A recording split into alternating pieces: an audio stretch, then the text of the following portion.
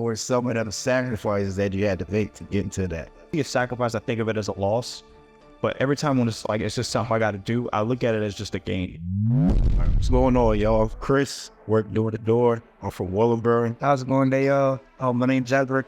I'm also do door to door as well, too, from Edgewater Park. What's going on, team? So my name is Devin. I also do door to door. I consider myself a leader in the industry. D2D Podcast, what it is, we're really just trying to get out there, explain to people, what's going on through the process of door to door, the life changes that people have gone through. We're going to give some perspective on door to door. Real big thing is, a lot of times people struggle a lot of times through door to door. They quit. They don't know what to do.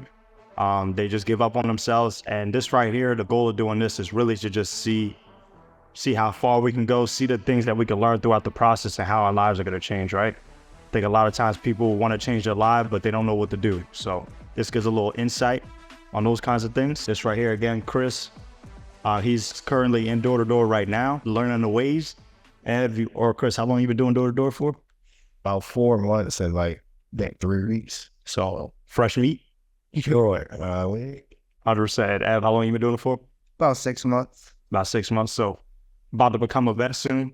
I've been doing door to door for about 3 years. So let's get it from there. So I guess I'll ask the first question. I feel like this is probably like a question a lot of people who are about to go their first time door to door was probably one of the questions they had.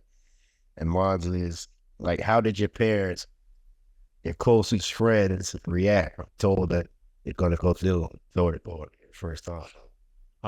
You know what's crazy? I hear a lot of stories about people saying that. My parents didn't care. I feel like, they weren't worried at all. They don't even know, they never had to deal with that. My parents was never home. So, they was home, but like, they was never home when people knocked door to door. So when I told them going door to door, they're just like, cool, you got a job.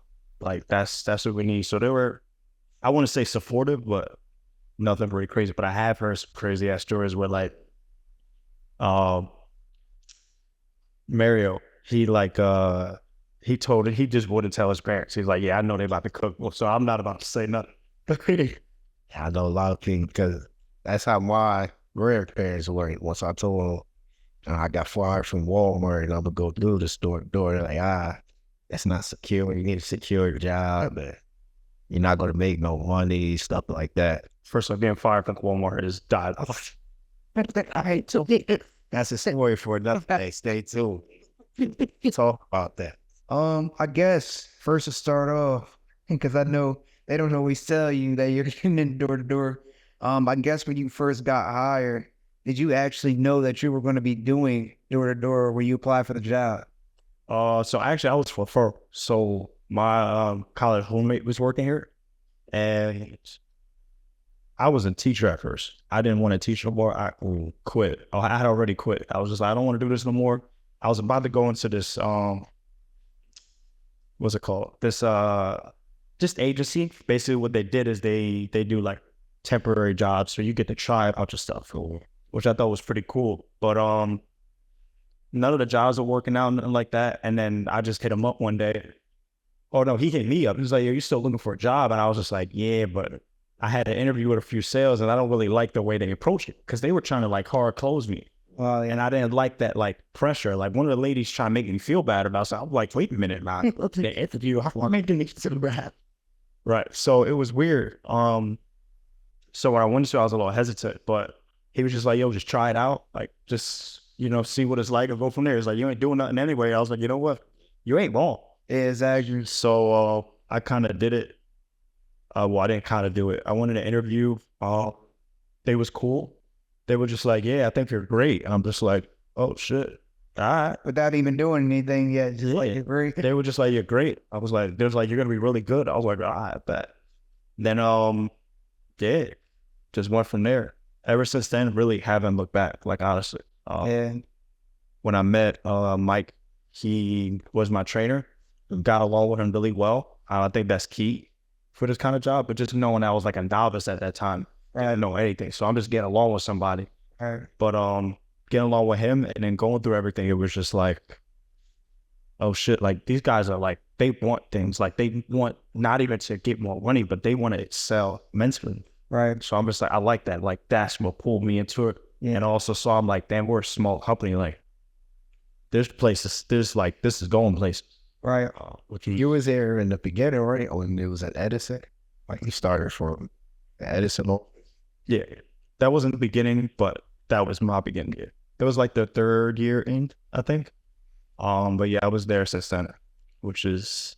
How big was that office at Edison? Like when you first started out? Really wasn't big at all. Maybe the size of this room was like the conference area. They had like one of those foldable walls in another area that blocked off like this one conference room we had. And then they had about 6 cubicles in another section. All it could fit was 6. 6 cubicles for our call center. And then there was just 2, so there's one training room, a meeting room, and then just an area. And then a kitchen, that was it. It really wasn't small. It really wasn't big. It was like half the size of our office now. Like 3/4 of, that's it. Yeah. That's so crazy. So like when you, like, did you know how it was going to look like when you first got out there, like as far as like sales script and like any rebuttals or any objections you would come across? Like, was that already like premeditated? Like, oh, I'm going to hear X, Y, and Z. And I have an answer for X, Y, and Z? Or you were just going out with this trial and error? Like, did you have a script or any foundation prior to starting when you were in Edison? Yeah, so same script you guys had. Yeah, same as that. I mean, it was a little more ghetto. Like, y'all got the blue cloth now. I just had a packet. But it was a lot faster. I had to learn it in a week. And it was just same thing, rebuttals, everything like that. I didn't really... The thing that got me through the beginning was really just my energy. Like, I was just excited to do something new, to experience something new. And I feel like I'm somebody that just finds happiness and just... I could find happiness in almost like anything. Obviously not sad shit, but like I could find happiness in almost anything. So just doing something new was really just dope. Right. So I would just went out there. I had nothing to lose. That was my mindset. I got nothing to lose. I got everything to gain. So there was, my bottom was the floor. Yeah, so for sure. that was basically it. What would you say, like, when you out there in the beginning of your career and like out there doing door to door, like when you were getting a slump, like how would you mentally get back to your rhythm? Like, I don't know. I mean, it's still be one of them. it's not easy. That chicken blows. In the beginning, though, obviously you affect that. You still go through slumps as a vet, 100%. So as you go through, you'll notice your highs just get higher and your lows just get higher. And so it's kind of, you just move a bracket up. That's it. It's kind of like tax brackets. But the biggest thing is consistency. But to answer your question, to get out of a slump, Like, just for you. for me, I find myself a big overthinker. I have to, Introvert. I have to reach out. You have to do the things that you were doing before. Like, it's easy to kind of like, when you're in a slump, to just be like, it's cool if I do this, right? You just let little things slide by. It's just like, you got to keep up with those things, even though it's just all discipline at that point. Also, too, just having the confidence to know that the ups are coming too. There's no real one way to really get by it. But for me, I had a lot of trouble for my ups, because I think my girl had a big impact on that too. Like getting out of your slump, she had that. Yeah, because she, I'm a type of person, the best visual I could give is like, if I think about something and I've had trouble about it, think of it as like a little guy coming out of a teacup. That's like a teacup with a nice swimming pool, right? You're just chilling. There's a jacuzzi in there, and you hop out that bitch for no reason, because it was nice in there. No reason I had to leave it. And you just start running around the cup, and then you start running around it so long that you forget how to get back in. Like, you forget what it's like in there. You forget everything, and you keep just running around that cup, and then eventually you kind of just stop running, and you just notice that, like, yo, just fucking slow the fuck down and just go back in. But like, I guess that's the best analogy I had at the time. She was someone that really put this to it and was just like, what the fuck are you running around the cup for? To put the best analogy to it. And that was kind of like the first time that I really went through my slumps and like realized that she had a big impact on that. After that, I think the mic helped out a lot. Just always reaching out to someone that is better than me. They may be in a slump too, and I don't even know it. That's a thing too, but not giving myself grace, understanding that it's a process. It's not a result. And I think everybody focuses on result. And now you're so focused on the result that you forget that you're not even doing step 1 right. You're not even doing step 4 right. It's just like, take the baby steps. Let's get little wins. Little wins is going to stack the dubs. Yep. And then now little wins turn to big wins. So what do like little wins or small wins look like for you throughout the day, throughout the process? For waking up, being grateful. Like, I don't have to be alive to them. It's as simple as that. That got real deep in my soul. However, this is real. I don't have to be alive to them. I don't. And it's as simple as that. Like, yo, let me be grateful for the low shit. And like, I woke up today, cool, that's a win. Carrying that energy into the field. Stack them.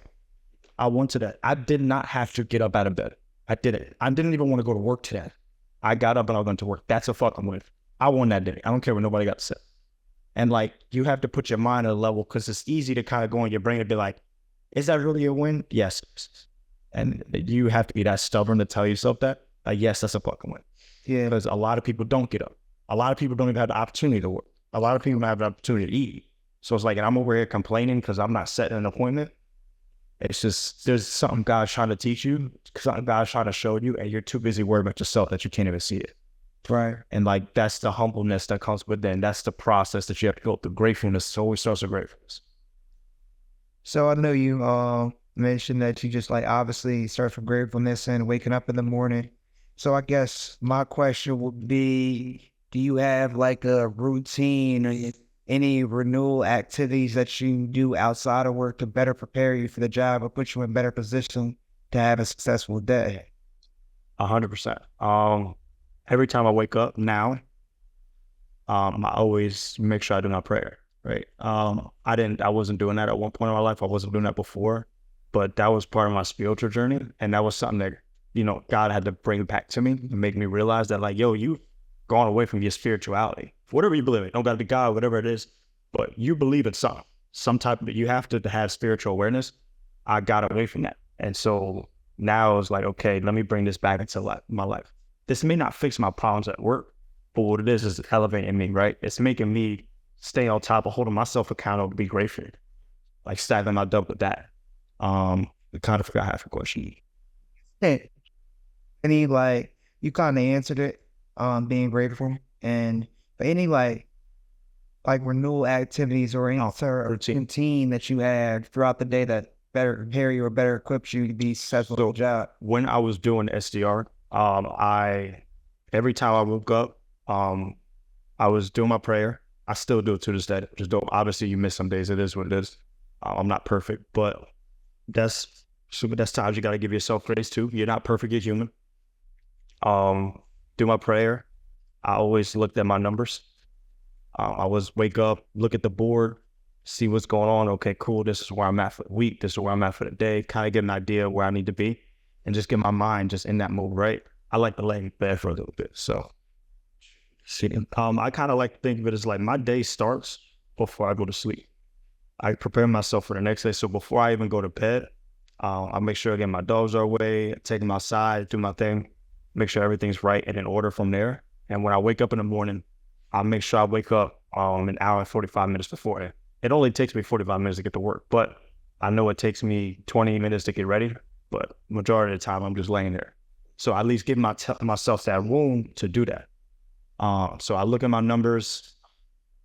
I look at a TikTok video or two. At the time, I was a little more strict, so I was going like a social media cleanse.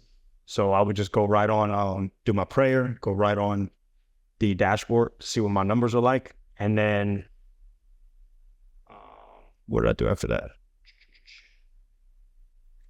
Yeah, so that was really it. And then I would get up, go through my, like, brush my teeth, go through the motions, make sure I take my shower. Showers, I'm not gonna lie, I think they're underrated. That's my time with this. Hey, absolutely. I'm gonna skip that. Y'all heard that, right? Make sure y'all shower. Like friction. Don't want to be out there walking all day, smelling crazy to the whole morning. They don't want to open the door and smell that, man. Make sure you shower. Yeah, 100%. I make sure I shower at night, and then I shower again in the morning, which is completely insane, but waste of soap. But my shower time is just like, that's my healing time. David Goggins actually said that when you take a shower, like that's your time to just chill the fuck out, let the water hit your head and just chill. You do That's cold healing showers too? Absolutely not. Actually, I'm trying to. I want I used to take ice baths. I used to take ice baths. You say cold showers. Showers means it's coming from on top. Yeah. Definitely ice bath, but that was when I was running, so I had to make sure my legs was good. or some of them sacrifices that you had to make to get into that level. Because you can't be out here. I know you. You know what's crazy? I don't even look at them. It's so difficult to look at them as sacrifices because it's just like, this is just what I got to do. And I don't see it as a because when I see a sacrifice, I think of it as a loss. But every time when it's like, it's just something I got to do, I look at it as just a gain. Right. And I guess it's a loss of stuff that really wasn't that important. But that's just how I think of it. But I do remember a lot of times, like, I would get home late and shit like that. Maria was always just like, oh my God, you working this Saturday? I'm like, yeah, I got to get ready. I'm trying to hit my mentor numbers. So I would say a lot with my relationship, but I also gave a lot back into it because she's vocal when it comes to that, which is dope. I'm able to, like, she'll say, and I'm like, okay, I know my relationship needs a little bit more, so I got to give somewhere. But I will also say I did sacrifice my belly a little bit too. I did get like long weight, baby. I used to run track, so I'm always used to being fit. I did gain some weight doing it, which was like, that was kind of a tough transition. That was probably one of the tougher ones. Because I do like running, I do like going to gym and stuff, but I ain't about to run after I just walk 8 miles into Out there walking for 9-10 hours. Yeah. But yeah, I would say definitely the weight, a little more relationship, but it's cool too because it built maturity in my relationship. So I always see it again as a game because if it didn't happen, my girl would have issues now, a lot more issues now because I'm sacrificing a lot more now. Trying to be a leader and all that kind of stuff. So yeah. So a lot of my time, a lot of my right, the one thing that bothers her the most is when I come in the house and I know the phone, talking to one of y'all, I'm talking to Nick or something like that, and she's just like, yo, low key, I'm gonna whoop your ass if you don't fucking like finish your conversation in the car, come in, like just put everything out and come work. Once you come in that door. Yeah, she hate that. But I'd be so just like everything, just like go that I don't even think of it like that. So again, she slows me down a lot, which is cool. So I got a good one, right? And then I know Chris, he just gave you a lot of credit and everything, like you being one of the best to ever do it. I guess within the leadership and mentor role that you had, I would say, what leadership traits and qualities that you have to have, or you possess, that you would have to have a great impact on others around you? Like, how are you influencing and impacting them? Like, what qualities do you have to be a great leader? For me, or just in general for I'm talking about for him. what made me a great leader? Yeah, correct. That's a good one. I think one that I pride on a lot is my empathy. And I think it goes a little bit, it's like a subcategory of empathy because it's like, I feel like I'm really good with people. I feel like I'm really good with not making friends, but like just hitting another part of you that sounded wild. But like hitting I don't know what it, I'm just really good with my people. I'm really good with building trust. I'm really good. And I think that's the biggest thing, right? Trust is the foundation of everything. If you don't trust me, like even at the door, if they don't trust me, there's nothing I could do. There's no matter how good my back end is, no matter how good my demo is, just there's no trust. So it doesn't matter. It's just a foundational key. And I think I'm really good with building trust. Yeah. Empathizing, understanding people's situation, giving people chances, but also not taking bullshit. Right. I'm not going to sit here and like, I've had to learn my whole life because I'm a big giver, that like I can't give more than I give myself. So I think that's another thing. Like you have to be selfish. And people call selfish, like if you're selfish, it's bad. Like it has a bad connotation to it. Right. You have to be selfish. If you're not looking out for you, ain't nobody else gonna hype you up. Like you hype yourself up. So you gotta give yourself that love. that self-love, and you have to be selfish sometimes. So like even my girl, it's just like, yeah, you know, where I get home late, whatever the case may be, but it's like I gotta look out for me too, because I gotta make sure we good. And I look at it as like a family tree, right? If the dad ain't right, how you gonna help your wife out? How you gonna help your kids out? You gotta be right first, then your spouse, help them out, then your kids. Your kids are third. And people may disagree with that, but I think you gotta get you right first, your spouse, get them right, so your umbrella is right, so that way no rain is hitting your kids. All right. And that's kind of probably the biggest thing. So that empathy, build a relationship with trust, really helped me out with leadership. And I say just energy, like, yeah, I got like a little kid in me, so I'm just like, everything like made me excited. Like I be hyped for leadership. Like I genuinely love it. Like I like helping people. All right. And I like to see what I could do and what impact I could have on other people. So that just really gets me excited. Yeah, I get hyped about that shit. I'd say the biggest thing I've noticed since you've been in our office is probably like obviously your energy and stuff like that. Like not taking no shit from nobody. Be quick to call somebody out or they sick.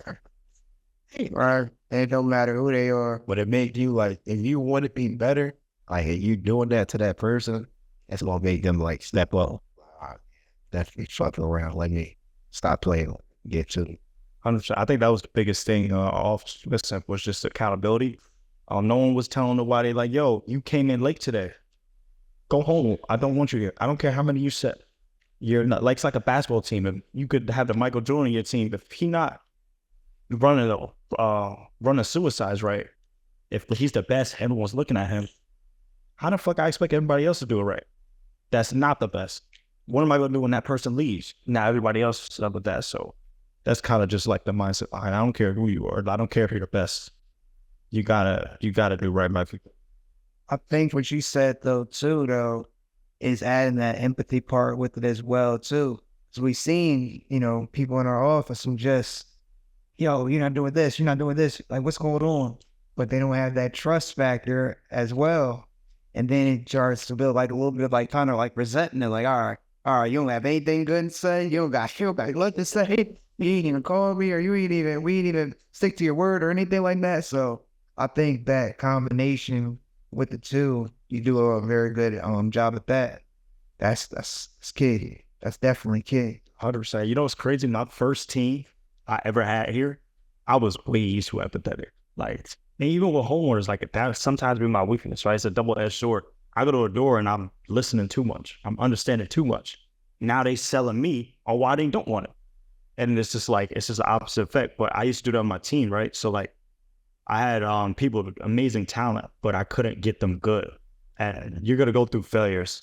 And this is my first team, and I feel like I failed them. But I had to learn from it. But in my first team, they were nasty, but I just couldn't. I was understanding them too much. They liked me. They was cool with me, but I was so empathetic that they didn't even trust me as a leader to get them better. So now it's just like, they kind of feel like they're in the same level as me. There's no respect there. So it's just like, you got to be nasty and they got to trust you.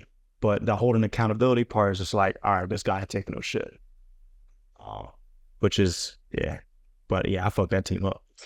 I fucked that team up. And there's one of them still here. He in a different department. But yeah, I mean, I had to learn. It was growing pains, so process. And now, I mean, I feel like I can fucking do anything. So, some people got to be the sacrifice.